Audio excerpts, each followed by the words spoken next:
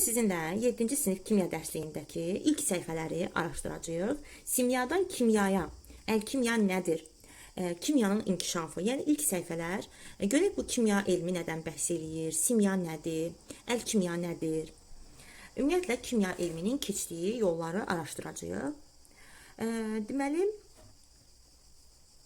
ümumiyyətlə, bizim həyatımızda, ətrafımızda, özümüz daxil olmaqla nə varsa, hər şey kimyadır. Hər bir şey. Ətrafımızda olan cisim, onu təşkil edən maddə, maddəni təşkil edən molekul, atom səviyyəsində. Biz bunları təbiət dərsliyində əslində keçənin sizinlə keçmişik. Yəni, xəbəriniz var. Yəni, ətrafımızda baş verən hadisələr, gördüyünüz kimi şəkildə də yediyimiz yeməkdən tut, yanma, içdiyimiz su və s. inkişafımız. Bunların hamısı başdan ayağa nədir? Kimyadır.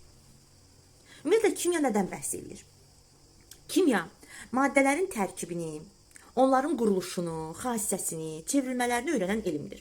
Nə deməkdir bu? Bax, məsələn, su, götürülən maddə, tərkibi nədən təşkil olunur? Biz bunu təbiət dərsində keçmişik. Hidrogen və oksigenden. Tərkibini araşdırırsan maddənin ki, görüm nədən təşkil olunub? 2 hidrogen, 1 oksigenden təşkil olunub. Sonra quruluşu. Necə yazılır? Molekulyar quruluşdadırmı? Formulu və s. Xassə. Xassələri də biz əslində yenə deyirəm, təbiət dərsində sizdən keçmişik. 2 cür yerə bölünür də xassələr, düzdür?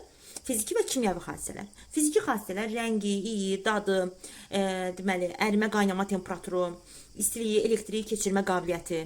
İndi suyun xassələrini araşdırsan fiziki xassəsini, deyərsən ki, şəffafdır, adi şəraitdə maye haldadır, sıxlığı budur, məsələn, girdiyi qabın həcmini alır və s.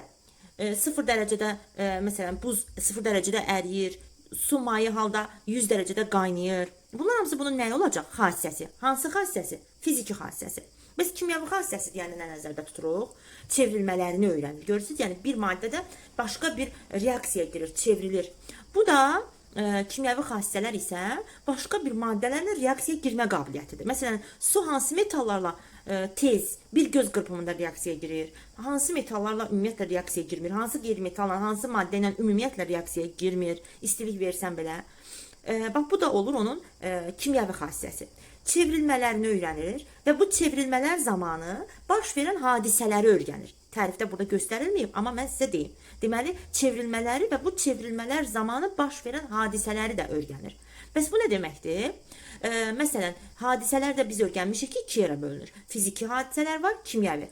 Əgər maddənin forması dəyişirsə, bu olacaq fiziki hadisə. Məsələn, su buxar halından bərk hala keçirsə, buxar halından maye hala keçirsə və s.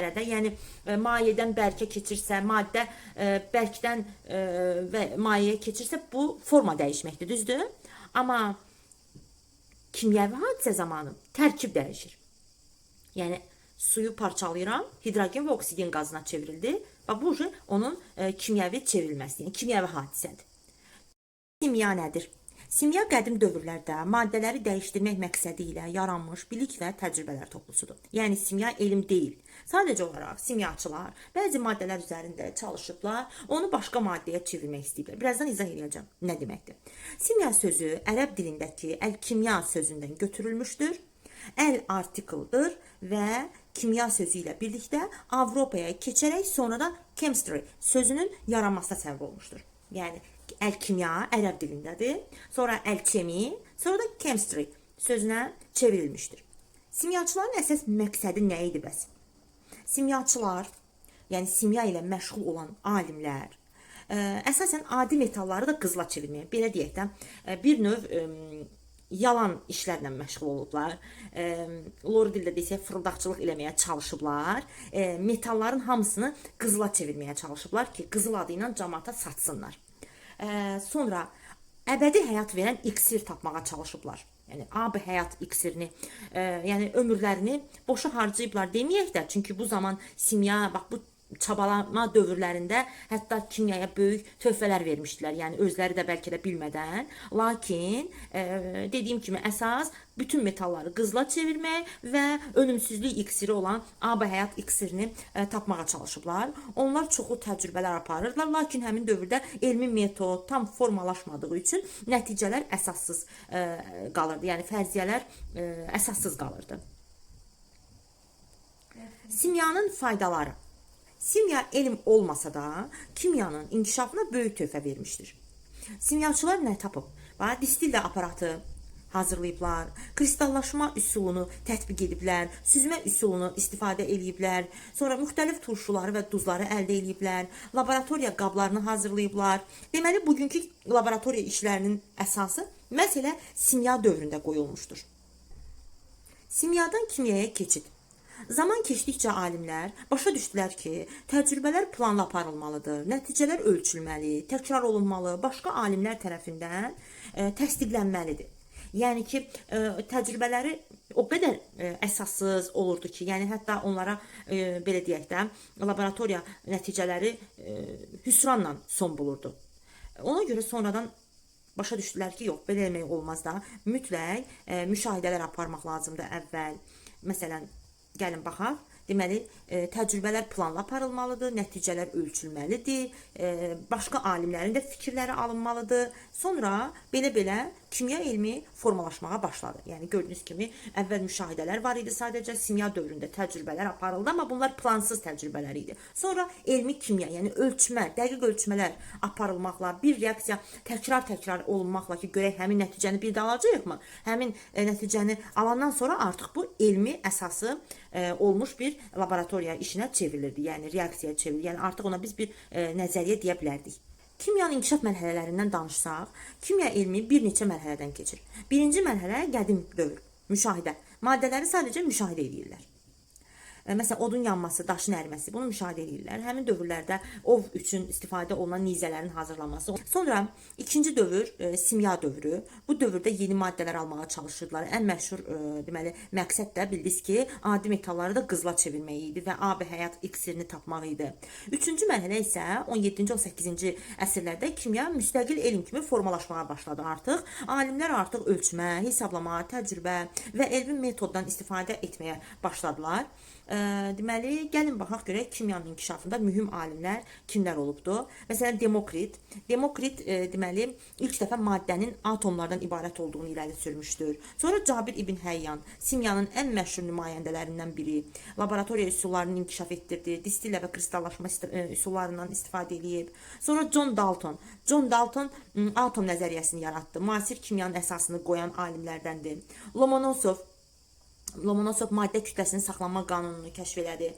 Bu saydığım alimlərin həmin bu nəzəriyyələrini biz kimya elmini öyrəndikcə hər birinə müraciət edəcəyik. Məsələn, John Dalton sonra atom nəzəriyyəsini öyrənəndə Lomonosov maddə kütləsinin saxlanması dərsində öyrənəcəyik. Sonra Amadeo Avogadro mol anlayışı, bax bu 9-cu sinifdə keçirilir. Bu mövzu onu onda öyrənəcəyik. Berzelius kimya elmlərinin işarələrini, simvollarını yaratdı. Bu bir neçə dərsdən sonra artıq biləcəksiniz simvolları.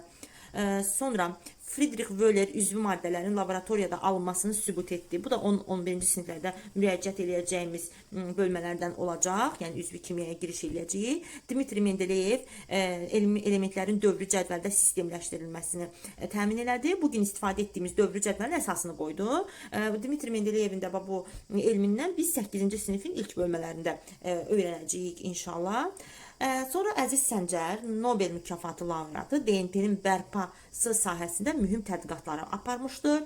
Sonra Azərbaycan alimlərindən də bir neçəsinin adını çəkək. Yusif Məmmədəliyev, Xudu Məmmədov, Murtuza Nağıyev kimi alimlərin də böyük xidmətləri olmuşdur. Davam edirik. Kimyaçılar maddələri necə öyrənirdilər? Kimyaçılar elmi metoddan istifadə edirlər. Bu metod aşağıdakı mərhələlərdən keçib. Əvvəla müşahidə edirlər. Yəni hadisəni diqqətlə izləyirlər. Məsələn, yanma hadisəsi. Reaksiyanı diqqətlə izləyirlər. Sonra həmin hadisə barədə fərziyyələr irəli sürürlər. Məsələn, yanma hadisəsi görürsən və nə fərziyyə sürə bilərsən irəli? Deyirsən ki, yanan bir maddə var burada. Yanan maddəni yandırmaq üçün yəqin ki, istilik lazımdır. O fərziyyədir də irəli sürürsən ki, istilik lazım olub, yanıcı maddə lazımdır. Sonra hadisənin səbəbini, deməli, ehtimalını irəli sürürsən. Sonra təcrübə aparırsan. Yeni bir yanma hadisəsini, belə deyək, reaksiyası aparırsan və həmin o fərziyyəvi yoxlayırsan ki, doğrudan da görün yanan maddə götürüm, yanıcı maddə götürüm və istilik verim, görüm yanacaqmı? Bu səndə nədir? Təcrübə aparmaq. Yəni fərziyyələrini təcrübəyə daşıyırsan. Fərziyyəni yoxlayırsan. Dördüncü hissə artıq gəlir paylaşma. Sənin bu fərziyyələrin belə deyək də təcrübə fərziyyəni təsdiq edirsə, yəni fərziyyələrin öz təsdiqini tapırsa, artıq o elmi nəzəriyyəyə çevrilir və sən onu digər alimlərlə paylaşırsan. Bu olur dördüncü mərhələ, paylaşma mərhələsi. Kimyanın həyatımızdakı roluna nəzər salaq. Ümumiyyətlə kimya hər yerdədir. Siz mənə elə bir yer deyə bilərsinizmi ki, həyatınızda, yer üzərindəki, orada kimya yoxdur? Harda istəsəz, kimyanı mən sizin üçün tapa bilərəm. İstənilən yerdə, yəni yer üzərində bir yer fikirləşin, deyin ki, burada kimya yoxdur. Mümkünatı yoxdur yəni. Hava varsa, kimya var. İnsan varsa, kimya var. Ətrafımızda bioloji varlıqlar varsa, kimya var. Okeanın dibində belə olsaq, orada kimya var. Ümumiyyətlə, kimya hər yerdədir. Kimya bir təbiət elmidir. Təbii ki, digər təbiət elmləri kimi biologiyadır, fizikadır, coğrafiyadır. Bunlar da hər yerdə var əslində. Yəni, fizikasız bir həyat düşünə bilirsiniz. Yəni, təsəvvür edin ki, cazibə qanunu yoxdur, yəni yerin cazibə qüvvəsi yoxdur, mümkün deyil. Yəni, cazibə qüvvə varsa, ən azından fizika hər yerdədir. Bəs biologiyasız bir yer düşünə bilirsiniz yer üzərində. Elə bir yer tapa bilərsiniz, mən deyəsiniz ki, yəni, burada biologiya yoxdur. Mümkünatı yoxdur, yəni deyə bilmərik. O da biologiya, bütün həyatımızdır da, yəni. Gördünüz ki, bu fənlər bir-biri ilə qarşılıqlı əlaqədədir, yəni bütün təbiət elmləri. Ümumiyyətlə, bəs kimya harda? Məsələn, qida, dərman, geyim, məişət, texnologiyada hər yerdə var da, düzdür, hər yerdə, hər sahədə qarşımıza çıxır. Qida sənayesi, dərman istehsalı, neft sənayesi, kağız istehsalı, polimerlər, geyim, məişət kimyası, yəni evdə istifadə etdiyiniz şampun və s. sabun, yəni bütün kimyəvi vasitələr, duxilər və s. Yəni evimizdə belə siz o qədər kimyaya aid vasitələr tapa bilərsiniz ki, tikinti materialları, kənd təsərrüfatı, mesela istifadə etdiyimiz boya, sabun, şampun, plastik qab, dərman, kimya, bunlar hamısı kimya sayəsində hazırlanır. Bəs biz belə deyək, kimya hansı peşələrə aparıb çıxarır? Yəni, məsələn, siz kimya sahəsində oxusaz, hansı peşələrə nail ola bilərsiniz?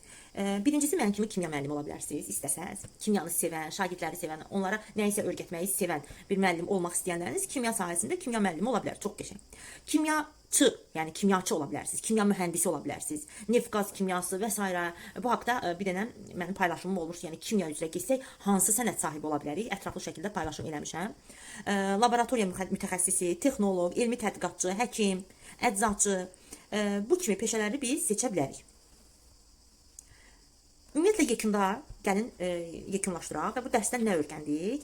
Simya, kimyanın başlanğıcı hesab olunur. Əl-kimya ərəb mənşəli sözdür.